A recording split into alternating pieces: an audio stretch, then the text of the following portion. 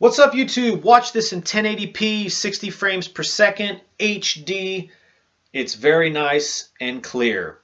So we're going to talk about 4 mistakes that we could make as novice fish keepers, experienced fish keepers, and we're not even thinking about it. These are things that we are going through the motions, and we may make this mistake and we don't even realize we're doing it.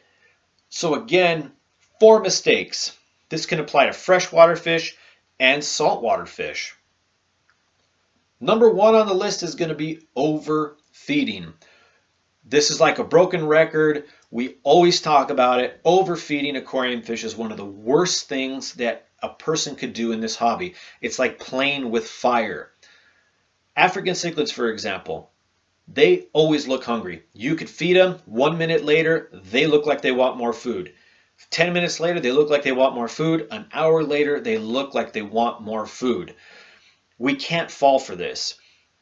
We may give them more food after our normal feeding because, they're still hungry. But at the end of the day, overfeeding them, adding that extra bit of food, I'm not saying it's going to result in an issue, but there's a chance it can result in an issue. African cichlids are extremely susceptible to Malawi bloat.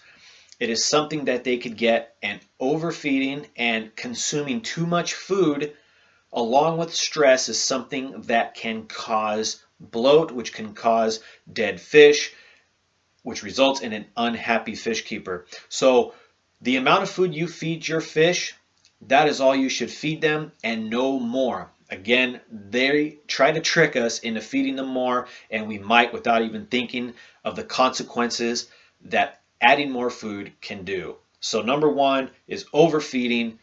Don't do it. Number 2 is going to be cleaning our filters at once. All of our filters at once. You may have a hang on the back filter, just one filter. Cleaning everything in that filter can lead to problems. So let's say you have an aqua clear filter or a marine land filter, hang on back style, and you have a little bag of media, you have some filter pads or polyfill, you got some things in there to help filter your aquarium. Well, if you clean them all at once, that's like playing with fire as well. And again, we may go, we need to clean it. We're going to clean it all. And again, going through that motion, not thinking about it. You clean it all.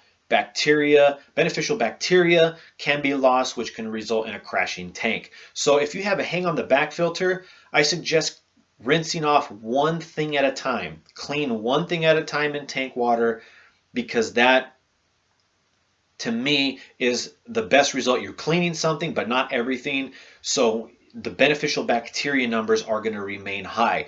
Now on canister filters, if you have multiple canister filters, clean one per month, never at the same time. It could easily result in a crash, and that is not anything any person who keeps fish wants to experience. Again, going through the motions of, I need to clean my filters today. You clean the filters, cleaning them all, cleaning them really well. This is not something that is going to turn out well for the person cleaning those filters. And again, you're doing it without even thinking about it. You're thinking it's going to be good for the fish, but at the end of the day, it's not. So number 2 is cleaning all your filters at once. Don't do it. Number 3 on this list is going to be contamination on your hands and equipment. So let's talk about contamination on hands.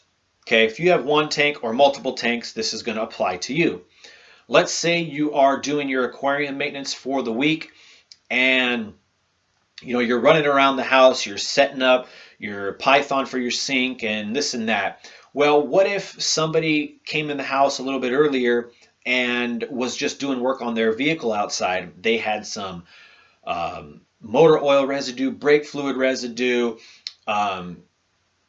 transmission fluid, you name it. They may have a residue on their hands from doing this work, and it's going to get on the door handle. Let's say you touch that door handle and then you go and put your hands into your tank. There's a chance that you may have contaminated your hand and therefore you could possibly contaminate your tank. So washing your hands or rinsing your hands off frequently while doing your maintenance is something that I like to do. I have OCD, so I probably overdo it. But again, this is going to help result in not contaminating your tank with things like that. I mean, all kinds of things.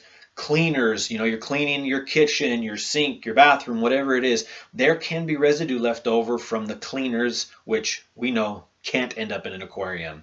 Same with equipment. Let's use nets as an example. You use nets to catch a fish that has ick, and then you need to catch some other fish in a different tank. And if you don't rinse that net out in hot, hot, hot water, you can possibly transfer ick to that tank. Cross contamination. That's number 3. Don't do it. Wash your hands throughout your maintenance to assure you're not contaminating your aquarium. And number 4 is going to be washing your media with tap water. Tap water from your sink contains chlorine, which will kill beneficial bacteria. You may think you're doing a solid by cleaning your filter, but that tap water is killing your beneficial bacteria. Thanks for watching. Stay tanked.